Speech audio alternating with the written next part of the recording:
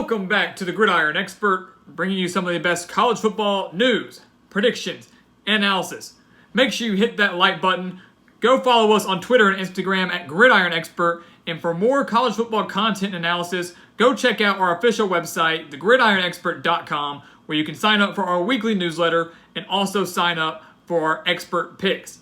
The links for all those things are in the description below, so don't miss out on any of the extra fun and any of the extra content.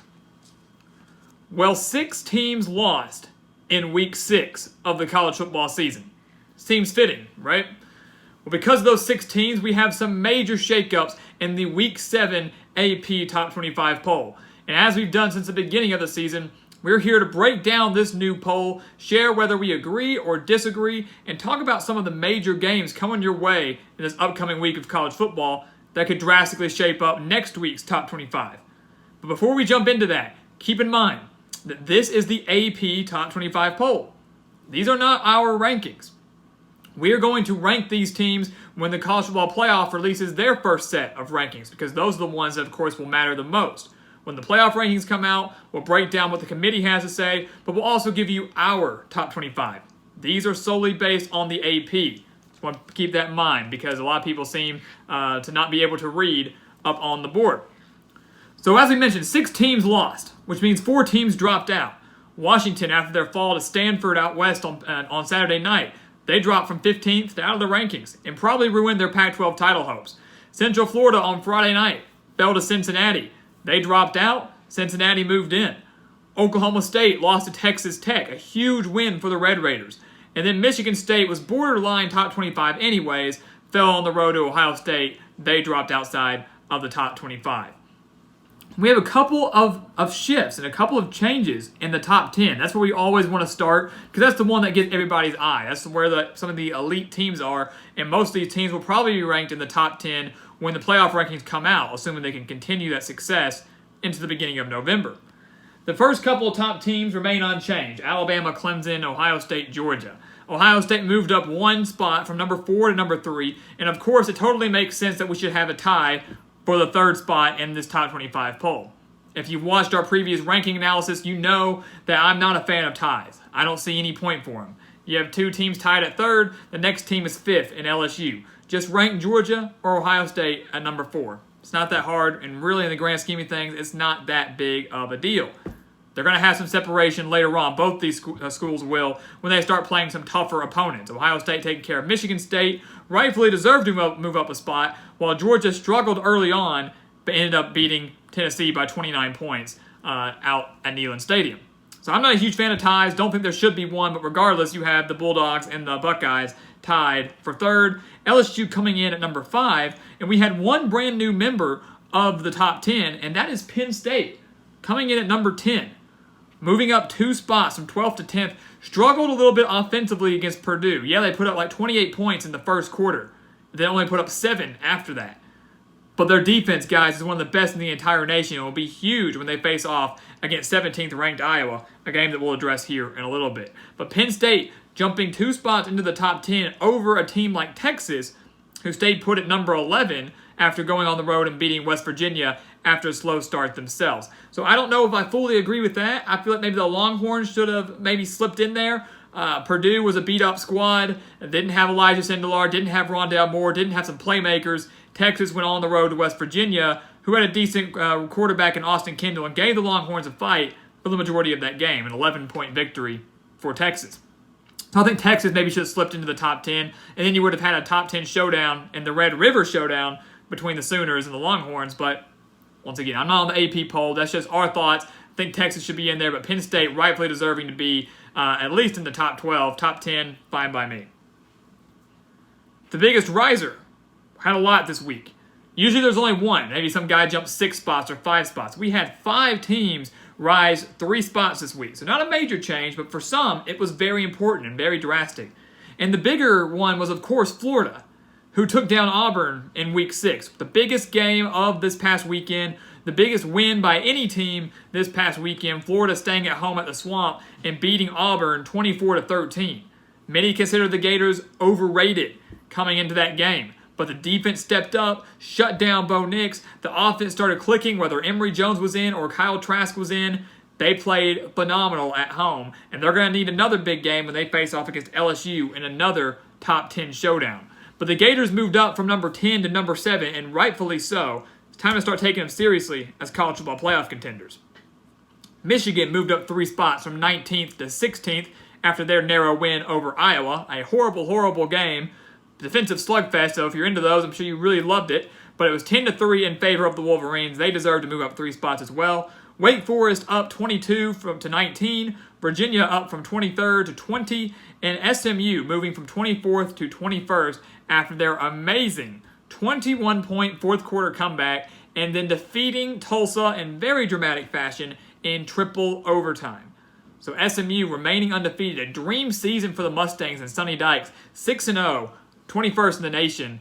Time to start taking them seriously as a potential New Year's Six bowl game contender coming out of the American Athletic Conference. So watch out for the Mustangs sitting there at number 21 right now.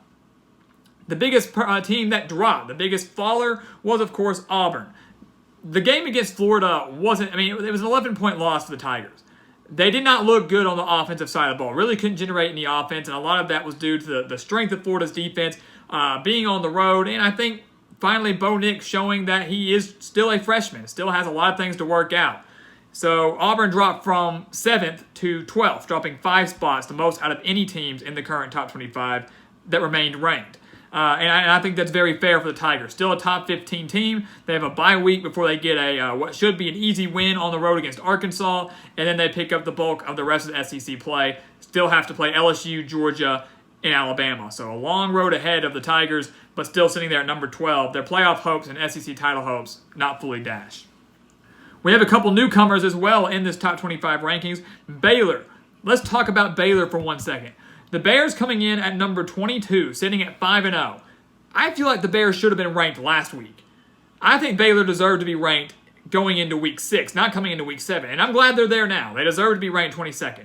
But they were 4-0 with that win over Iowa State, a good Iowa State team who just took easy care of TCU this past Saturday. Beat them in dramatic fashion, 23-21. That should have been enough to get Baylor in to at least 25th. They didn't do it. They went on the road to face off against Kansas State, a team that was ranked 2 weeks ago before falling to Oklahoma State. Baylor went on the road and beat them 31-12. Baylor, guys, is looking like the real deal. 5-0. They have a very favorable schedule down the stretch. Still have to play Oklahoma and Texas. That's not favorable by any means. But I could see Baylor pulling off an upset between over the Sooners and or the Longhorns. Take them seriously as a Big 12 title dark horse sitting at 5-0. What a phenomenal job that Matt Rule has done down in Waco. Memphis and Cincinnati, both out of the American Athletic, cracking the top 25. Memphis at 23rd, also sitting at 5-0 with quality wins over Ole Miss and Navy, while Cincinnati comes in at 25th. Their only loss, a shutout to Ohio State. And a lot of people are quick to say, oh, maybe they don't deserve to be ranked at 25th, or maybe we shouldn't consider them being that legit because they got shut out against Ohio State, got annihilated. Ohio State's playing like the number 1 team in the country right now. Cincinnati was not going to beat Ohio State. Many people thought they could. Many people thought that they might be able to, hang in that game till late fourth quarter. They weren't going to beat the Buckeyes at Ohio State. It was not going to happen. So I don't want to hear people saying that Cincinnati, maybe isn't the real deal, or that loss to Ohio State's going to hurt them, because every other American Athletic Conference team, and I would even say every other group of 5 team, would have lost to Ohio State. Maybe they would have scored some points, but they would have lost. Wasn't a good performance, but it's not a bad loss by any means when you're playing a top 3 team in the country. Cincinnati beat Central Florida at home. A huge win for Luke Fickell and the Bearcats. They're 25th, sitting at 4-1. And they have a game against Memphis in the final week of the season, November 29th. A game that will be huge, not only for the American Athletic Conference and the standings, but also if these 2 teams continue to succeed and continue to win, maybe determining who can go to a New Year's Six bowl game. That is, of course, if Boise State, who right now is pretty high, sitting at number 14, that is, of course, if they continue to fall, or if they do fall at some point. If Boise State runs the table, they are a lock for a New Year's Six bowl spot. We're going to go down break down the conferences now. I want to kind of address that, especially with the group of 5. The SEC once again leads the way in terms of representatives in Week 7, right? In terms of representatives in the top 25. And once again, you can see the dominance that they have in the top 10. Alabama, Georgia, LSU, and Florida. So 4 teams now, because Auburn has now dropped out. So 4 teams now in the top 10. That's 40% of the top 10 coming from the SEC. And it's pretty dang impressive. And keep in mind, guys, we still have Alabama and LSU coming up in a few weeks. We've got Florida, Georgia coming up in a few weeks. We've got Auburn and LSU coming up. I mean, we've got a lot of huge games in the SEC coming your way. Florida, LSU coming your way this Saturday. So some major shakeups that are going to take place in the top 25 and some major shakeups coming your way in the SEC. The Big Ten is second with 5 representatives in this top 25. And third is the Group of 5. The Group of 5 has 4 representatives in this top 25, 3 of which come out of the American Athletic Conference. You've got SMU, Cincinnati, and Memphis. Yes, they're all behind Boise State, but did someone say Power 6? Because the American Athletic Conference sure is looking like that. Even though UCF lost and has been the king of the American Athletic for the past few years, they're still a good team. They've lost twice. We get it. They're not in contention for a New Year's Six bowl game anymore. Not going to happen. They're still a good team. It can probably beat some Power 5 opponents, as we saw, or as we've seen. It's time to start taking the American Athletic very seriously. 3 of those 4 Power 5 or Group of 5 schools coming out of that conference, Boise State the other, out of the Mountain West. The Big 12 and the ACC and the Pac-12 are all tied with 3 representatives in this top 25. And then the independent, of course, Notre Dame, making up 1. Add them all together, you've got your 25 teams in the country right now. So extremely interesting. Especially for that Group of 5 stat. That kind of blew my mind. They are when you break it down, they have the third most representatives out of all the major conferences in the nation. And finally, before we wrap things up, a couple games to watch out for that you will see on our weekly predictions coming out tomorrow on Tuesday, and also our Game of the Week recaps and our Game of the Week analysis coming out on Wednesday and Friday, maybe an extra one on Thursday. Number 6, Oklahoma, traveling to the Cotton Bowl, as always, facing off against number 11, Texas, in the Red River Showdown. That's going to be a huge game. Texas won last year, but lost when it mattered the most in the Big 12 championship game. Could we be in for a repeat this season? We have number 1 Alabama traveling to number 24 Texas A&M, a team that I do not think should be ranked right now. The only reason I do believe they are ranked is because number 1 versus number 24 is more intriguing and more appealing to the eye than number 1 versus unranked team. Plain and simple. The AP poll and the ratings play a major role in how these teams are ranked. A&M not looking like a top 25 team to me. If they put up a good fight against Alabama or somehow upset the Crimson Tide, then they'll absolutely change my mind. You've got number 10 Penn State facing off against number 17 Iowa at Kinnick Stadium at night. So you know that we're going to be highlighting that game in our week predictions, and one that could be a huge upset for a team that just joined the top 10. And then finally, number 7 Florida traveling to number 5 LSU. That game having major SEC implications and major college football playoff implications. By far the game of the week between the Gators and the Tigers. Analysis for that game coming out on Wednesday. You are certainly not going to want to miss it. The 4 ranked versus ranked matchups, all of them I should say, taking place with top 10 teams. So you can bet your money you're going to see some major shakeups in next week's top 25. And like we've done this week, like we've done every week, we're going to be here to break it all down for you and give you our analysis. So guys, thank you for watching us here on YouTube. Go follow us on Twitter and Instagram at Gridiron Expert, and check out the official website, thegridironexpert.com. Sign up for the newsletter, which will come out tomorrow, and sign up for the Expert Picks, which will come out on Wednesday. And once again, thank you for watching. Please continue to like, comment, and subscribe. And we'll see you next time on the Gridiron Expert.